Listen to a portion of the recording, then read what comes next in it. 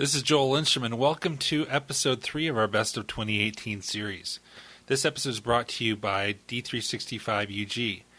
D365UG is the world's most influential user group community of Microsoft Dynamics 365 and CRM users and partners. Across the globe, members share a common goal of maximizing and advancing the performance of Microsoft Dynamics 365 and CRM so that individuals and companies can improve operations, overcome obstacles, and exceed goals. In this best of episode, we revisit episode 1 of Neil Benson and Dermot Ryan's Scrum Dynamics series. This is a great series, and this is an especially great episode to revisit because it kind of lays the foundation about what is Agile and why Neil Benson won't go chasing waterfalls.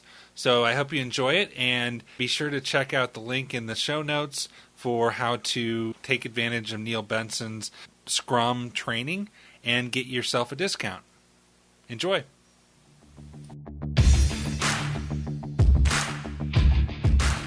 Welcome to the Scrum Dynamics podcast. I'm your host, Neil Benson, and I'm here with co-host Dermot Ryan. We're here to help your Dynamics 365 project succeed with the Scrum framework. If you've heard of Scrum or used it in one of your projects and want to dive deeper, then you're in the right spot. Hi everybody, this is Neil Benson. Welcome to our new podcast. Hi everyone, this is Dermot Ryan here, and I'm a colleague of Neil and delighted to be on the show. Why don't you get started with giving us a quick rundown on your background with Scrum and Dynamics 365? Sure. So just to introduce myself to everybody, my name is Dermot Ryan, and as you can tell, I'm also Irish, just like Neil. So hope everybody can understand two Irishmen having a chat over a podcast. My background is I graduated with a computer science degree many moons ago, and I started off my career as a consultant with IBM in Dublin, working on their AIX range of Unix servers.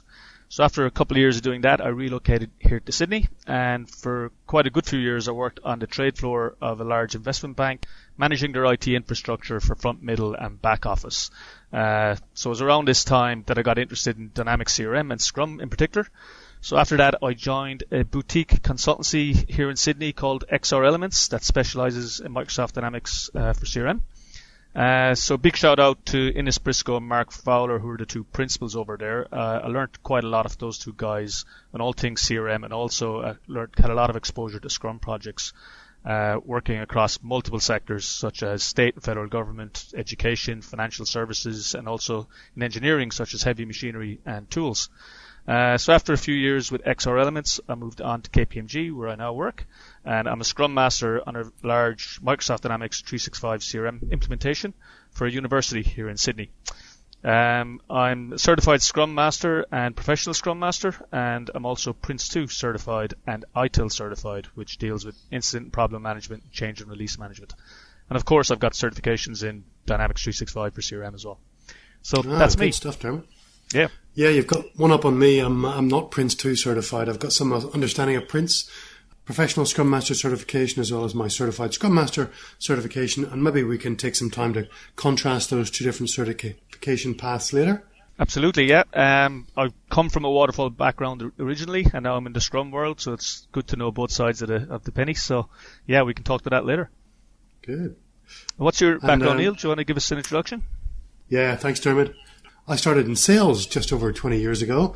I was selling and implementing Onyx CRM software way back in the 90s for an application service provider, as we called it in those days. I was implementing Onyx at Rackspace, and I loved their hosting model. That was really the early beginnings of the cloud. Whenever I finished that project, I called up Salesforce, I called Sage and Microsoft and said, hey, I want to host your software for small businesses. And lo and behold, I became a Microsoft CRM hosting provider. And that business was called Increase CRM. And I sold that business in about 2009, just before we won a project with a client called Premier Medical Group, who after 6 weeks of analysis and design and a massive big requirement specification, the system sponsor there, Debbie, couldn't believe that requirement spec was accurate or complete. And she didn't want to wait for 12 months before seeing the first version. So we switched to something called Scrum. I've used Scrum on most of my projects since then. I became a certified Scrum Master in 2013 with Mike Cohn, and I became a professional Scrum Master recently. And I've used it in all sorts of projects at Premier Medical Group, Guy's and St Thomas's Hospital Trust, American Homes for Rent, Advantage Sales and Marketing at Red Bull, and at Toyota, which is a little ironic considering that was the birthplace of lean manufacturing and some of the principles that went into agile software development. And more recently with all of our clients at KPMG Australia as well. Fantastic. So plenty of Scrum knowledge there, Neil. Yeah. I think you're forgetting to drop in that you're also an MVP for Dynamics 365. Yeah, I've been pretty lucky. So my first Scrum project was 2009, and I'm lucky enough to have been given the MVP award each year since 2010. So really honoured to be part of that crew as well. Great. So Dermot, do you want to give us a rundown on the types of topics that we're going to cover on the podcast? Yeah, today I think we should start with an introduction of what Agile is. So Agile and where Scrum fits in the Agile world. And then later on we'll look at the advantages of using Scrum for Dynamics 365 and how that contrasts with the Waterfall world. So That'd be good. as a quick overview of Agile, so Agile refers to software development methodologies and frameworks that are based on an iterative approach. So requirements and solutions evolve over time, as opposed to a waterfall approach where all the requirements are defined up front. Way back in 2001, about 17 software developers got together and they developed the Agile Manifesto, is what they produced. So this laid down 4 key values and 12 principles of what is an Agile software development methodology or framework. Scrum is then considered to be a subset of Agile. So it's a lightweight framework for Agile development, and it's the most widely and most popular used framework in the world for Agile. So Scrum theory, it's relatively easy, and the essence of Scrum is a small team of people that are highly flexible and adaptive. So at a very high level, that's what Agile is and where Scrum fits into the Agile world. Yeah, I think it's really interesting that Scrum isn't really a complete methodology. There's lots of practices that aren't described in Scrum. So it's a framework which you have to follow in order to say you're doing Scrum, but you always complement that with your own way of capturing requirements and your own way of estimating those. Scrum doesn't really describe how you do that. And things like risk management, I find, aren't really covered in Scrum as well either. So maybe we can touch on some of those additional practices that you found useful to bring to your Scrum projects that complement it and allow you to adapt it to Dynamics 365. Yeah, one of the phrases I like to use when people ask me about Scrum is freedom within boundaries. And it's like you said, the framework is quite lightweight. It has some rules to it, but once you stick to those rules, you're quite free to do what you want and how you adapt it. So that's what I really like about Scrum, is that how lightweight it is. So there's a perception that Scrum was invented for and is best suited to custom software development projects where you're, cutting lines of code from scratch. That it's not really suitable for the implementation of commercial off-the-shelf software like platforms like Dynamics 365. What are your thoughts on that, Dermot? Well, packaged software or out-of-the-box implementations, they're making up quite a large percentage of projects these days. And there may be that perception that because it's a package that you can, like Dynamics 365, you can just turn it on and hey presto, CRM is up and running. But as we all know, on large Dynamics 365 projects, there's quite a lot of configuration and sometimes customization is required. So Scrum is actually really, really good for delivering these projects. We treat these sort of implementations the very same as any other Scrum projects in that we run sprints of between 1 and 4 weeks in length. We have a fully cross-functional dev team, we have a Scrum Master, and we have a product owner or their proxies, i.e. BAs, who will be present.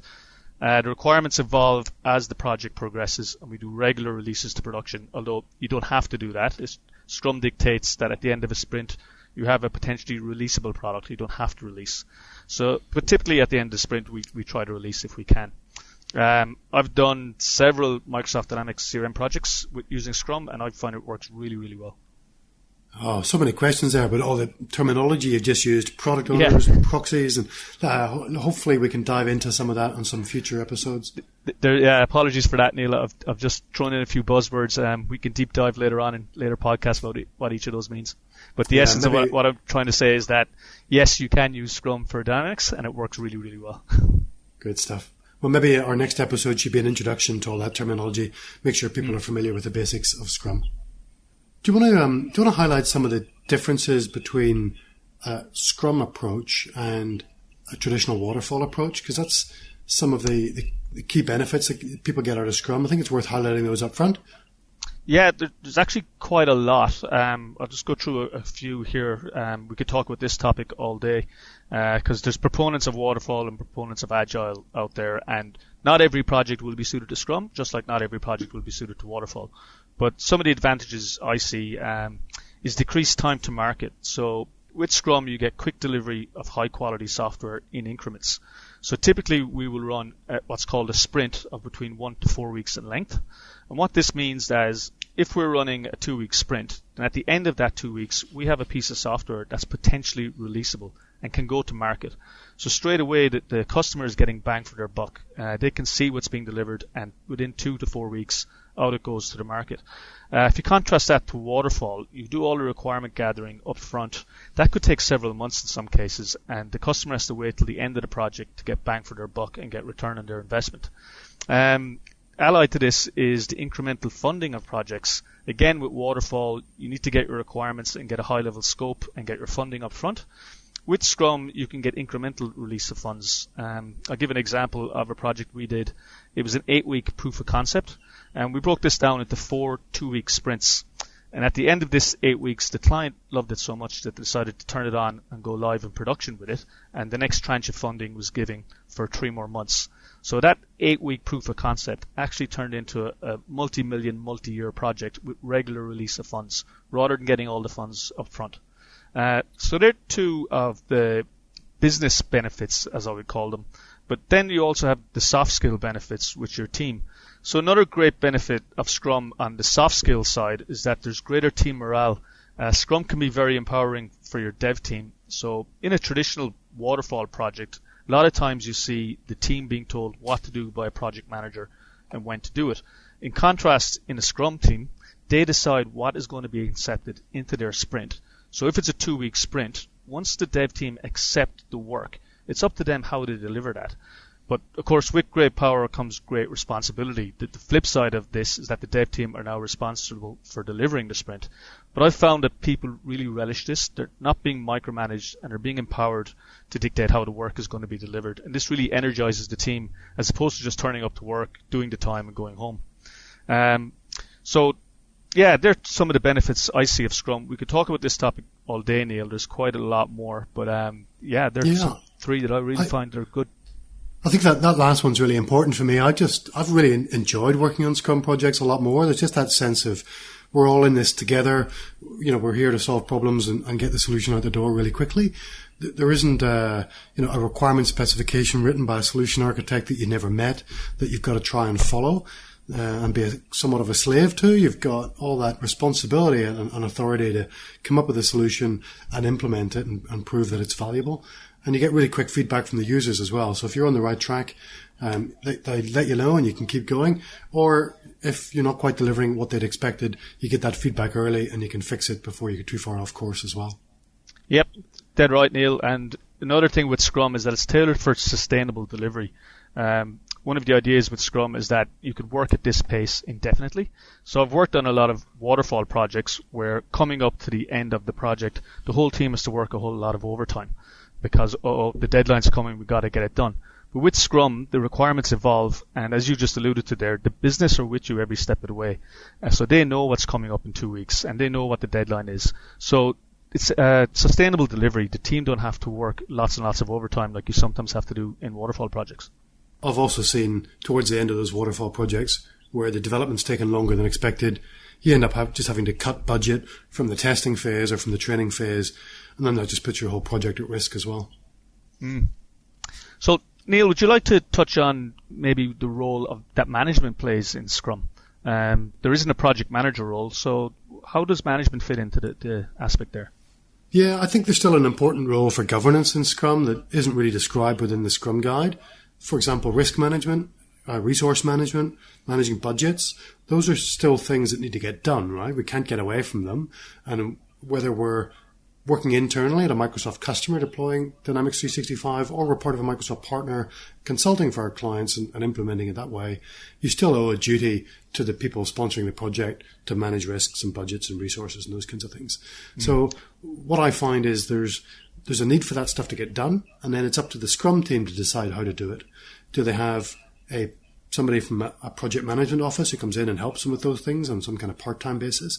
That person wouldn't necessarily be a part of the Scrum team because they're not doing the work of delivering Dynamics, but it could be, for example, a practice director or a practice manager from your Microsoft consultancy, or a project manager from that PMO from your client side who helps out and manages those kinds of things. Or I've seen some smaller teams where, those responsibilities are shared between the dev team, the Scrum Master, and the product owner so that they all get done as well. What kind of approaches have you seen used there, Dermot? The role tends to be spread out across the team. When I say role, I mean a traditional project management role. And on larger projects, we tend to have a project manager or a program manager who's across several projects. So we're talking about things like you alluded to there, like governance, budgeting, finance, resourcing, utilization of the team.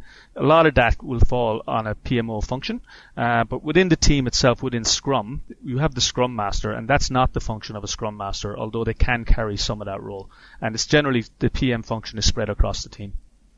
So, Neil, do you have any thoughts on Scrum for when you're budgeting for a Scrum project via fixed price? So we get asked that question quite a lot. Traditionally, clients sometimes want a fixed price implementation, and fixed price can either mean I've got a certain scope in mind and I want to fix the price for implementing that scope. That tends to be quite challenging with Scrum because clients do have that flexibility to change the priority during the course of the project. So the scope isn't necessarily fixed, but certainly fixing the budget I think works really well in a Scrum project. The proof of concept that you mentioned, I bet that client had a budget in mind for that proof of concept project, and you were able to work within that because you know what resources are going to be working in that for the 8-week time period. You know what the cost of those resources is, whether they're external resources or internal resources. You know what they're going to cost you, and so you know what the cost of that project is going to be. What you don't know is exactly what you're going to be able to deliver within those, although you should always go into your project with some idea of the type of thing you're going to be able to deliver. And that's where good estimation and planning comes in a Scrum project. Within just a couple of days or a few hours, you can get those kind of plans put in place. You don't need to spend weeks or months on some initiation or discovery and analysis phase. All right, so typically we're looking at a time and materials approach for a Scrum project as opposed to fixed price. Would that be a fair comment, Neil? I think you can do it time and materials, or you can do it fixed price, flexible scope. Either of those two approaches works really well. What doesn't work so well is fixed scope and fixed price. So Dermot, bringing this one home, what we'd like to cover in our next episode? Yeah, Neil, as you pointed out at the start of the podcast, I was already deep diving into the terminology, and people might be getting confused with what is a product owner, what is a Scrum Master, and what are the ceremonies, like what is a sprint. So I was thinking on the next podcast that we'd introduce the characters on a Scrum team, who are those people, what is their function, and also what are the ceremonies that are involved in a Scrum team, and basically explain them at a high level, and later in subsequent podcasts we can deep dive into how to use them best in your project. That sounds great. So like a Scrum 101 for beginners to get everybody on the same page, and then we can go further after that.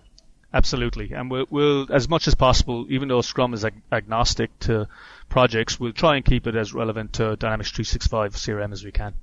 Yeah, that's good. I'm going to kind of drop in some of my previous experience and some of my client projects, and I'd love you to do the same, and we can go from there. Fantastic. Sounds great, Neil. Looking forward to it. Our mission is to have every Microsoft Dynamics 365 project succeed using Scrum. If you'd like to learn more about Scrum and become a certified professional Scrum Master, visit crm.audio/Scrum Dynamics to get discounted access to the Introduction to Scrum from Microsoft Dynamics 365 course. The course features videos, worksheets, quizzes, and a practice assessment for the Professional Scrum Master certification exam. It covers the theory of Scrum, its events, roles, and deliverables, as well as lessons learned through Scrum for Dynamics CRM case study projects. CRM Audio podcast listeners can get discounted access by visiting crm.audio/Scrum Dynamics.